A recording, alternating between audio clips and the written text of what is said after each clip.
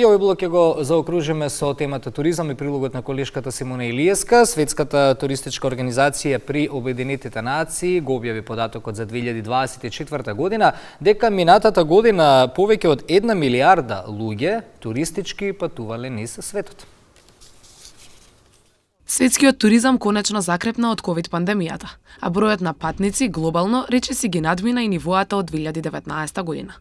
Ова е заклучокот на професорот Антонио Карлес, представник на Светската туристичка организација при Обединетите нации, кој деновиве беше во Македонија на работна посета. Предизвици и натаму ќе има, но мора да си честитаме што успешно излеговме од кризата, вели професорот Карлес. Туризмот е нешто што е наследено, нешто што е вродено кај човекот. Ние луѓето уживаме да се движиме и да откриваме нови места, да учиме од другите и да правиме културна размена. Тоа според мене е невозможно да запре.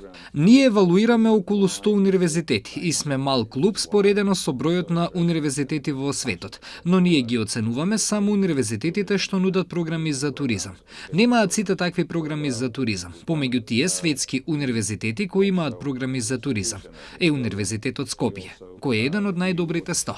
Податоците на Светската туристичка организација при Обединетите нации покажуваат дека минатата година повеќе од 1 милиарда луѓе патувале во светот.